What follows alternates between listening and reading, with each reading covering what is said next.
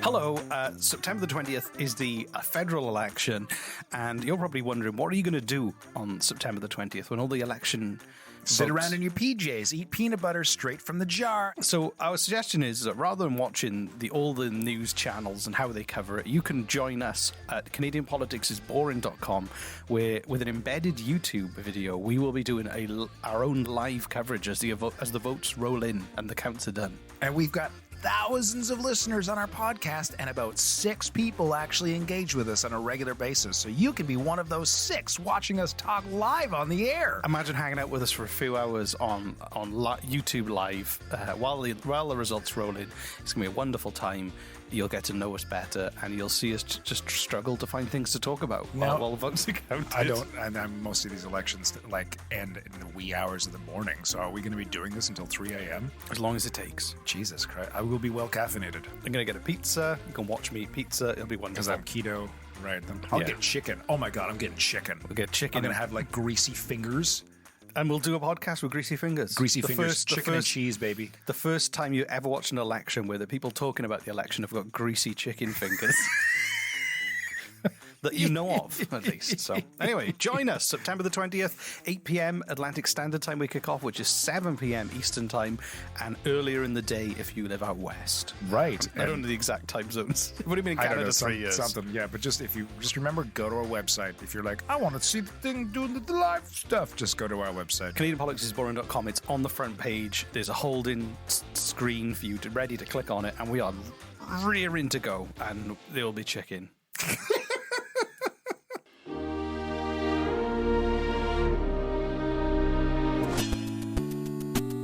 Welcome to Canadian Politics is Boring!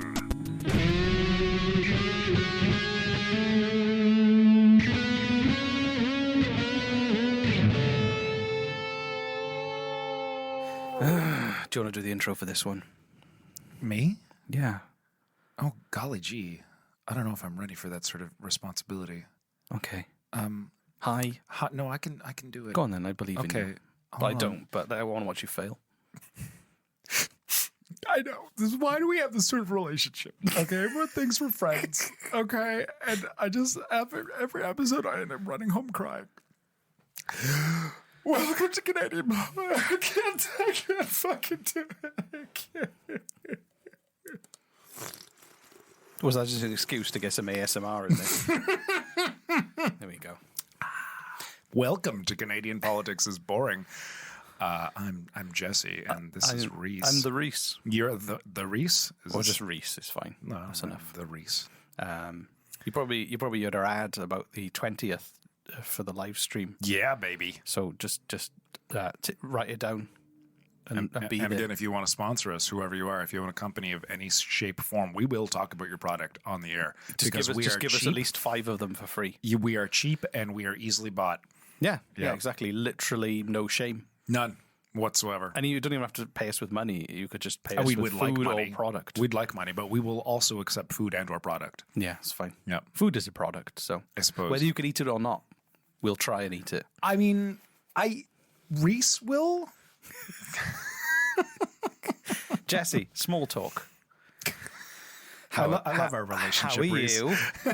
How are you? He'll call me up just in the random, like an hour in the afternoon. I'll pick up, hello. He's like, small talk time.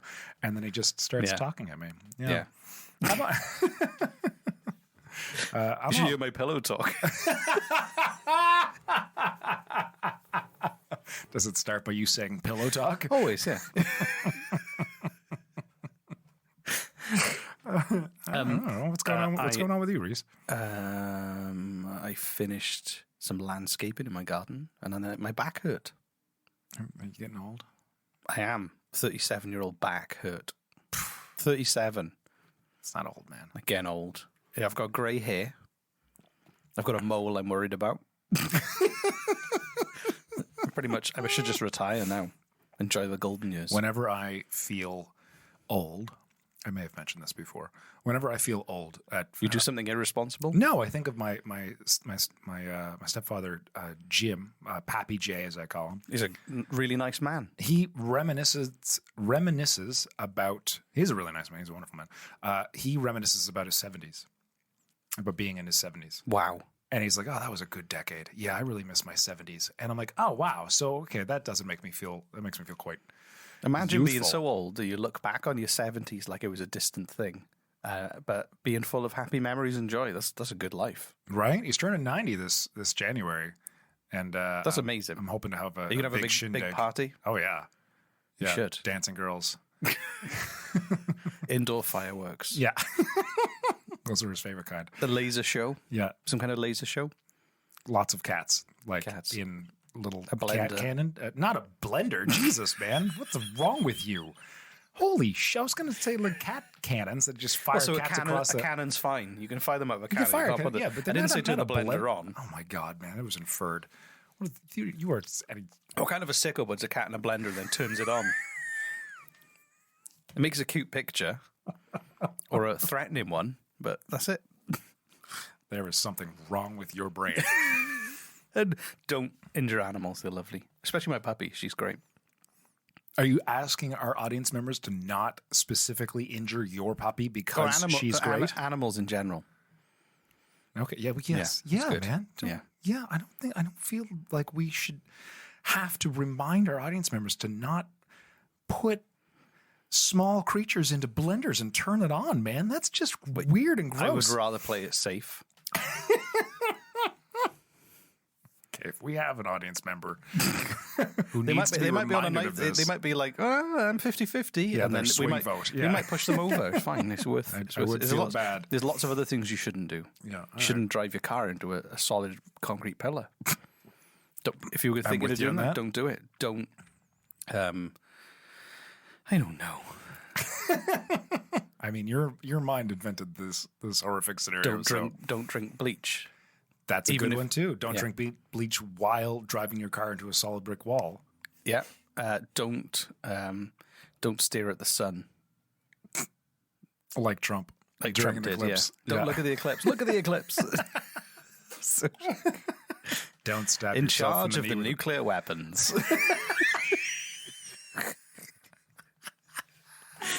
Let's look at the sun. Anyway, let's talk about. You remember we had a very interesting episode about the Seaman Retention Army General. Yeah. I found another. The BBC party is a far right party. They're anti-vax. They're anti-immigration. They're anti. I don't know, just anti-life. I think they're essentially a death cult.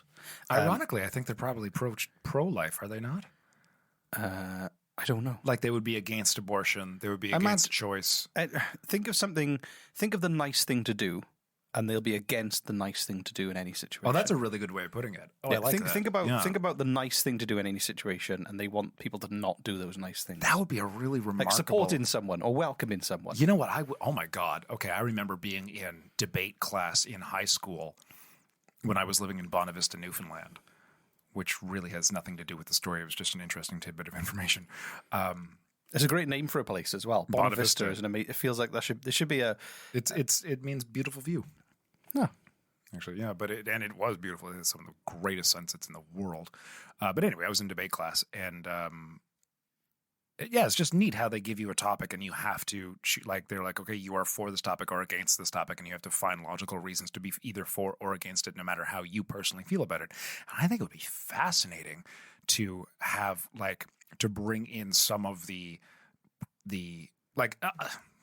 not productive, but fascinating to bring in some of the things that the PPC believes in and give them to someone in a debate class. And it's like, okay, you have to now argue in favor of, anti-immigration laws, of hate, and stuff like that, and just see what they come up with on a logical level. That would be kind of fascinating to watch. feel sorry for these professional arguers, these professional debaters, have to argue in favor of some of these insane policies. I would hate to be in that position though, because you've got to make arguments for really hurtful things.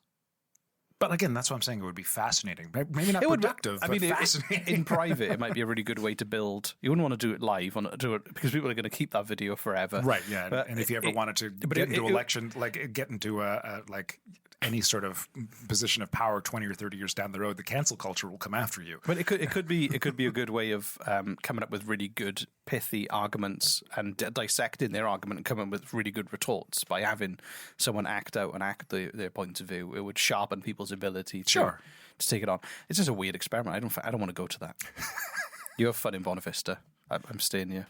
So my idea of let's take the PPC's hate and put it into a debate class and see what these people come up with. That's not for you. I just don't fancy it. It just sounds uncomfortable. But putting cats into blenders. I didn't say that.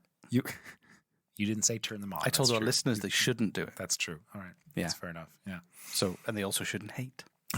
So anyway, we're talking about the cream of the crop candidates that the PPC have selected To run? Yeah, the cream of the crop, the absolute winners of society that they managed to scrape from the barrel of humanity to, and I'm curious. You know what, Reese? Just a quick aside. Getting to know you as not only as a friend but as a professional in your field for the past number of years, I'd be curious because clearly you're against hate. Clearly you're against the policies that the PPC are putting out. However, that being said, if we had an opportunity to interview one of these members on our show, would you do it? I think sunlight is the best disinfectant, as they say, but I just don't want to. I just feel dirty given airtime. That's fair. Yeah. All right. It's our show. We can do what the fuck we want. And I just don't want to. I'd have to. I don't know how many. Started talking about cats and blenders. Three showers. That's fine because it's a joke. These people are actually horrible. Yeah, that's true. Yeah. So anyway, I want to talk about the cream of the crop that they've selected. Yeah, let's do it. This is from pressprogress.ca. It's an article, and the headline is People's Party candidate designed shootout video game using cultural stereotypes and gay parades as targets. So, say this again. What? People's Party candidate designed shootout video game using cultural stereotypes and gay pride parades as targets. Shootout video game? So essentially, it's like Doom. It's like a shooting game. You go around. There's a fucking term for it. It's called first-person shooter video game. Yeah, whatever. The terminology I don't correct. know. Shootout. I haven't played video games since Pong. Well, the person writing the article could do literally 10 seconds of research on Google. Describe that candidate. Oh my god, he looks like a younger. No, not a younger. Who's that fucking guy in Brexit that's like a cartoon character running the UK right now, or Britain, or whatever? Boris Johnson. Boris Johnson. He looks like a cartoon character of Boris Johnson, who himself looks like a cartoon character. Like a young Boris Johnson when he was young, and he's got a Make America Great hat on. He's doing the OK sign, which is a far right signal. Is that a far right signal? Yeah, the OK sign is one they do secretly do, and you use it in diving to say you're okay, but he's not diving. He's not wearing scuba gear. He's just being racist, and so this is Mario Greco. And he's a candidate in suburban Ontario. And so the culture shootout was basically you just shoot in minorities and stereotypes. There's a video game that was created? He created the video game. Oh, so he's smart enough to program a video game, but not smart enough to know not to make that fucking video game? Exactly. Or to control the urge to make it. Wow. So, and he said he stands by his art. He said he actually... he defends the artistic merit of his game, and he said it was actually aimed to unite humanity. That's why he created this shooting game. I mean, I got to say that's a really interesting argument. He studied video game design at the University of Ontario Institute of Technology, and was a high school computer teacher as well. I mean, okay, there's some. Oh no! Hold on. It wasn't a first-person shooter. It was an arcade-style game. Sorry, okay, just to correct that. that. Oh, fair enough. I want to be accurate. Yeah, that's fair enough. So okay, that's interesting. I don't condone what he does, but if one, how can I word this properly? Being a professional asshole, being someone who is evil, Okay, choosing to be evil, choosing to do evil acts, not truly fucking evil. I mean, yeah, that does the case too, but like, I don't want to condone truly fucking evil acts either. But like, being evil, being horrible, does band the world together in action more than if they don't. Like, it's. You mean if someone's got really evil motives, but they present themselves nicely, and they No. Just evil acts will garner action. Okay, it will get band people together. Okay, it will give the good people of the world something to band together about. Yeah. Okay, and if You that need, was you need evil people to make good people take action. yes, and it's weird that that's kind of true. Okay, and it's not always true. I'm sure there are good people who just sit around thinking of good things that they could do, and then they go and do those things. But evil people will garner action from good people, and if that was Mario Greco's fucking purpose for making this video game, basically he made it because he wanted all the nice people to hate him and unite in hate against him. and if that is true, if that's genuine, it's not, though. But hold on, if that was genuinely true, he's like, you know what? Fucking point your fingers at me and call me a bastard, and let's just say what a horrible human being I am and what an awful video game I've made, because this will band people together to talk about racism and to talk about equality more than was currently happening. That's kind of next level fucking genius. But that's not what this is. Isn't that what he just said? No. I literally thought you just read that. No, he said it was to unite humanity, but it's not. He's just shooting people. The Yeah, it's idea is horrible. It's a horrible thing, and we're talking about how horrible it is yeah, but also and how it shouldn't happen. But also, he's wearing a "Make America Great" hat, and he's doing the racist symbol. I don't think he's some evil on the outside, secretly good genius trying to unite people against him. He's just a dick. Okay, that's fair enough. Yeah. So he claimed his because yeah. So he claims his game is meant to end global war and discrimination, and some people were offended. It was what? He said that it was meant to end global war and discrimination, and some people were offended. But he said when you shoot those people, they didn't die. They were taken to a place called Happy Land. They're beams of light. Nobody's dying. They're being sent to Happy Land because the goal was to end war and discrimination. So that when you're shooting them, you're not shooting them with bullets. You're shooting them with rainbows. No, but you are shooting minorities and a pride parade. In an effort to end discrimination, apparently. It's just confusing and weird, and he's just obviously trying to defend himself. He's trying to get a rile out of people. He's trying to defend an undefendable position, essentially. And his other quote was, it includes harmless racist jokes. I don't think any racist jokes are harmless, but yeah. And the game was intended to make a joke about how ridiculous cultural stereotypes are, so we can all laugh about it together and move on with our lives. And then he also tweeted saying the number one ethnicity most bothered by happy culture shootouts, strangely enough, were white people. Because that is ironic if that's true. Because he asked everyone, and that's how he came up with that data. Took him a while. Yeah. He should know. He can immediately identify everything everyone is feeling. He's got Cerebro, but just for picking up the fence. Oh golly, Jesse, I've got some great news. We've had a fresh delivery from the ad man. Gee whiz, Reese, really? From the ad man? Smell them, they're fresh. The ads.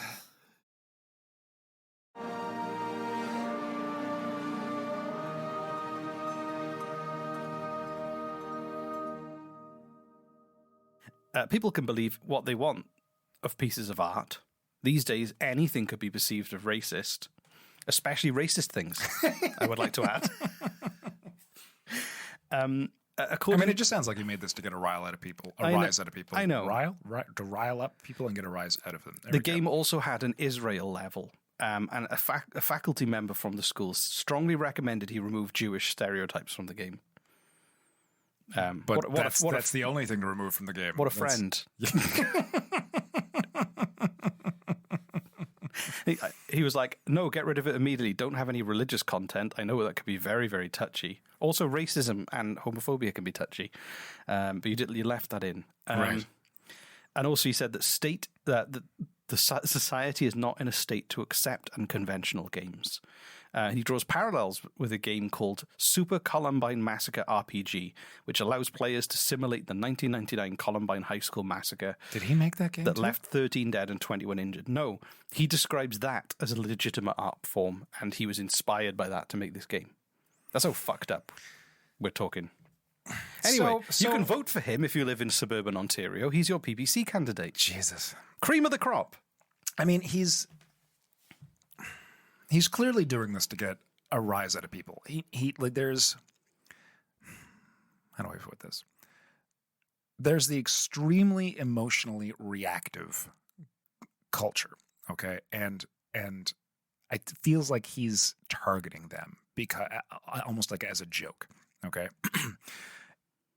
From what you said, his game does not include guns that shoot bullets at minorities. It's shooting rainbows at minorities. That then sends beams them of to- light. Beams of light That send them to Happy to Land. send them to Happy Land. Right, because he couldn't do guns. He couldn't be directly offensive. Yet he knew he had to get rid of the Israel level because it was anti-Semitic. Right. So, yeah, so, he was, I feel like he was, he's undermined his own argument. well, no, I feel like he's trying to dance on a very fine line. He's not. I was like, we're not killing people with guns. We're shooting beams of light and sending them to Happy Land, and he's doing that because it's close enough to guns and it's close enough to killing, but it's not, and he can back that up and defend himself because he just wants to get a rise out of these out of people. That's why he's doing Well, this. He wants people right? like us to talk about it. Success. But also, it's a great opportunity to call him a penis. So That's true. yeah, and I think that You're a he penis. you're a penis, Mario. Mario, you're a penis. You're a penis. This is our retort. Yeah. Our very clear. You spent a huge amount of time making a video game. We spent 5 seconds calling you a penis. I'm going to make a video game called Super Mario Penis. His name's Mario. Oh, that's a great. Oh my God. But that's essentially making a video game saying that Mario has a super penis. No. He's looking for it because he can't find it. Oh, that's good. I like that. Yeah. No, that's much better. Yeah. Yeah. I'm not going to make a video game. I just not.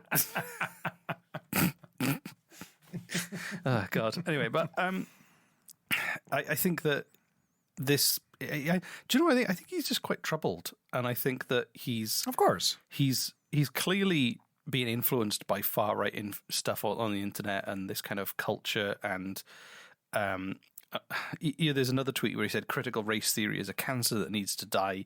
He's been very. What is critical race theory? Critical race theory is the teaching people within the system, whether you're a police officer or a teacher or prison officer, how systematic racism works within that system. Can you give an example? So how do I? A good example of that would be how the police in Canada treat Indigenous protesters compared to how they would treat white protesters. Okay. Even though they may not be, people might not be overtly racist as individuals. Systematically, there's proof that says we covered the episode where they shot 2,000 rounds of ammunition. Yeah, and that was horrible. Killed a dog. Whereas you look at the anti. You mean when you say systematic, you mean the system, like the system police will system. they over police Indigenous protests. Whereas you look at the mask protests outside hospitals, very little police there, and they let them carry on. Yeah. Okay. So systematic critical race theory would teach why that's happening, and the idea is to teach people in those systems why the system they're in is racist and how to identify the problems and educate people.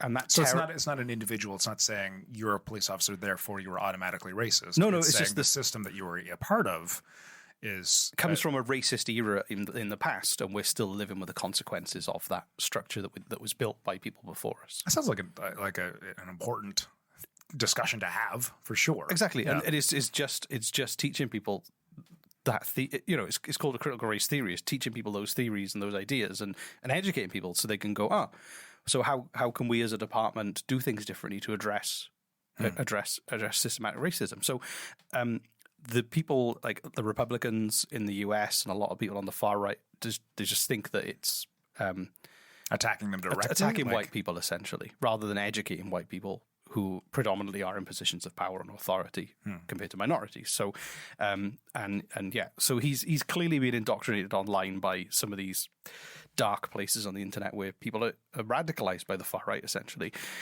But therefore, he's allowed to run as a candidate for the PPC, and those are the kind of people that the PPC are drawn to. You know, it's interesting. I had there was a friend on Facebook a number of years back who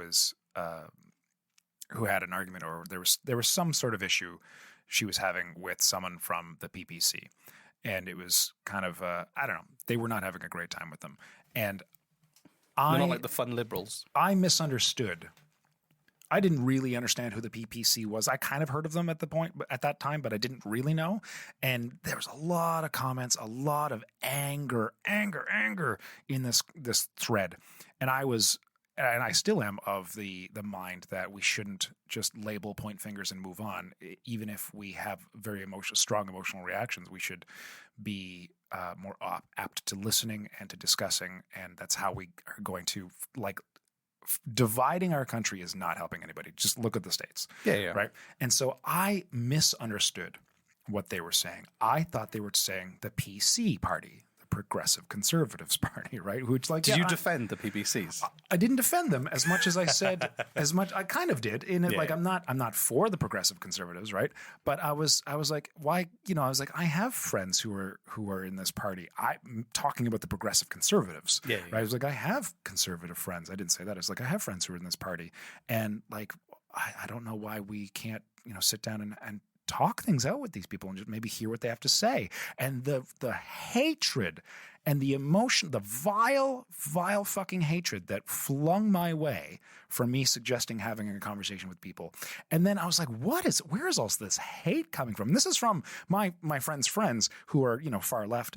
And I was like, what's going on? And then I had to reread everything. Like, oh, they think I'm talking about the PPC, not the PC. And I had to look up who the People's Party of Canada was. And they were so angry with me. And then I wrote and I'm like, oh, my bad. I didn't mean the PC. I didn't mean the PPC. I meant the PC. I misread it.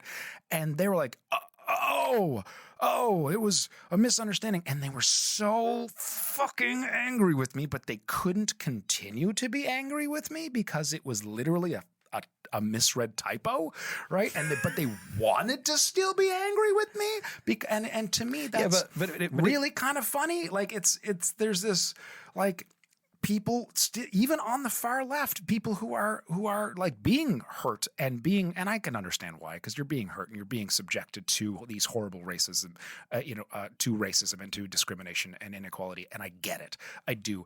But like even in that moment, they didn't want to talk with me about what I wanted to talk about, which had nothing to do with what they thought I wanted to talk about. They just wanted to yell at me. And is a hard tightrope, because you go, these people, like this candidate, for instance, like very hateful things, celebrating massacres and all this kind of stuff, really dark stuff. Yeah, it's horrible. Really dark stuff. And they obviously have been radicalized, and they obviously need help. So you don't want to like block all those people out completely, because you'd like to think there's hope that one day they can, people do get reformed and come out at the other end going, I was in a really dark place and I found solace in this hateful content, and I found friendship online with these people and became part of it. That happens all the time, and I think that is like how do you kind of like, how do you keep the door open for people who want to heal and kind of be willing to educate and kind of understand the world in a new way, and where do you draw the line where you just shut people off because they're talking absolute nonsense? So I have an answer to that, and it's very difficult for people to do, especially if you are being directly affected by hate, by racism, by inequality, by like this. It's very difficult to do, and it takes practice. Okay, and that is to listen to these people. And by listen, I do not mean believe what they have to say. I don't mean give them a platform for the world to hear. I just mean they want to be heard. People who are emotionally charged up on either side of the equation desperately want to be heard, right? And to just yell back at them never helps. It never ever helps. I had a friend who was a Trump supporter, and I'm like, I've known this guy for a very long time. And I asked him why. And he's like, I'll tell you why. And I just sat there and I listened to him for about half an hour. I didn't believe anything that he had to say, but I listened to him. And at the end of his spiel to me, he thanked me. He's like, Jesse, thank you for listening to me. I didn't expect that. I'm like, no, you're welcome. I came out the other end, not like, and we had a discussion. We had a more civil discussion about it afterwards. But like once, so like, yeah, these people who are probably greatly misinformed, and are probably very hurting, and hurt people hurt others. People who are hurt tend to hurt other people.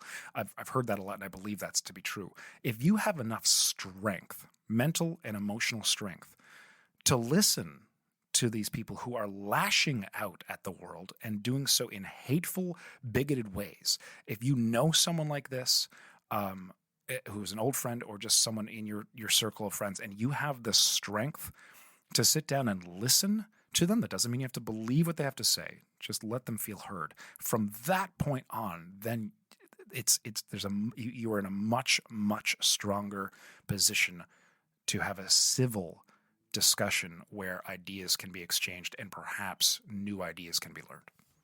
That's great. I didn't expect you to say that. Thanks, man. Yeah, well done. That's amazing. But it's true. I think that like the reason they're so angry is they're so used to being shut down and shouted back at that they think they have to be so aggressive and throw all these counter arguments. Once they run out of all that and they vented, they just go. Anyway, let's talk about I mean, the other scary thing I wanted to raise is the fact that the PPC have been polling higher than the Green Party. That is terrifying. So there's a sizable... But not surprising. The Green Party's not had a great track record. I think it's like marketing themselves. It's been up to like 8% in the polls. Well, also, I mean, it kind of... Which if you were going to get... If we're talking about straight up marketing, I mean, the PPC is going to have way more power as far as... what's the word I'm looking for? Like, oh my God, did you hear what this person said? Like, shock value. Well, right? also as well, like the thing you find, like Brexit, a lot of people came out to vote for Brexit who didn't normally vote. They were a lot of non-voters who never voted in their lives came forward to vote. Wow. Because it was something that had never been talked about in the main political kind of discourse before. And then suddenly someone introduced it. So what you find is, especially with the anti-vax movement and the pandemic, is that some of those people, Maxime Bernier has been the anti-vax politician and the most high-profile anti-vax politician who was once a serious front runner for the leadership of the Conservative Party. So he's a very nationally known figure and has become a rallying point as an individual for all these disparate far-right anti-vax movements. And it's probably bringing people out of the woodwork who haven't voted because they believe in all these conspiracies, and he's there going, yeah, I'm on your side. So what you find, I'm not saying that he's going to win and bring enough voters out to vote, but it's like a rallying cry essentially for people who are who used to be on the fringes. They now have a mainstream candidate, or someone who used to be a mainstream candidate, on their side. And just to kind of go back to my point, but like I'll go on to Instagram here in Nova Scotia when Dr. Strang makes an announcement, or our new premier makes an announcement about, vaccine passports or what have you. And it's, I'll read the comments, and the comments is just this giant angry shouting area. And there's anti-vaxxers who come on and call everyone sheep. And then there's people who respond to those anti-vaxxers calling them fucking idiots and shit like that. This doesn't help anything. No. It's just, and also like shouting at people online. Oh, that's kind of stupid in and of itself. Honest to God, it's not going to help a thing. If you spend all evening arguing with people on Facebook, you've wasted a whole evening. You really have. Go on Amazon Prime, watch The Boys, or go on Netflix and watch, I don't know, what's good on Netflix at the moment, Jesse? I'm watching, as I said, New Girl, which is old. On New Girl? But it's fantastic. It's really fun. It's a great show. I don't know. Whatever. Yeah. But anyway, that's better than arguing online because nobody wins. No. You just go to bed angry and going, oh, they replied while I was asleep, so they had the final word. Yeah. Anyway, this has been fun. Yeah. And depressing. And so if the nature of our show. Look up the interesting backstory of your PPC candidate locally, and yeah, Yeah. chances are they might believe and say things that are scary. You know, so our call to action. So we had a call to action where we asked people to leave a review and then take a screenshot of that review and then send us an email of the screenshot of that review and then ask us for a personalized ringtone. That didn't work out. That was a lot of work asking people to do. And so I feel like we could simplify that. I just want to see if personalized ringtones is something that people in the show notes of this particular episode, we're just going to leave our email address to click on. Yeah. Okay. And just so like it's when whatever podcast platform you're listening to this on, whether it be Apple Podcasts or Spotify. Okay. You don't have to leave a review. It's just going to be right in the show notes. Just scroll down, click on the email and say, I want a personalized ringtone. And we'll just send you, we'll send you one. That's it. Yeah. That's, Perfect. Yeah. We're not even asking for anything in return. I just want to see if this is something that people want. Do you want ringtones? Do you want a ringtone? If you want a ringtone, we'll do your ringtone. Yeah, that's it. It's Yeah. that simple. Yeah, cool. you And go. also 20th, go and vote, and then go and exercise democratic right, and then join us Yes. for a live stream covering we'll count all the votes personally, and we'll be doing it live, and there'll be chicken and greasy fingers, and it'll be wonderful. And again, if you want to sponsor your product or company, just let us know and we'll do it. Yeah, just dump a load of stuff just- at my office, just and we'll drink it and eat it and wear it. And Totally whatever. will. Even if it's experimental, like tannin cream, we'll put it Do you on have a live on bar the of soap that you sell? We'll wash ourselves with it Yeah, live yeah. on the air. Like it's We'll test your products. This is the miracle bar of soap that doesn't sting your eyes. We'll do it live on air. Reese will put soap in his eyes. I've rubbed miracle soap in my eyes. Yeah. Someone should invent that. Thanks everyone for Bye. listening. Bye. God.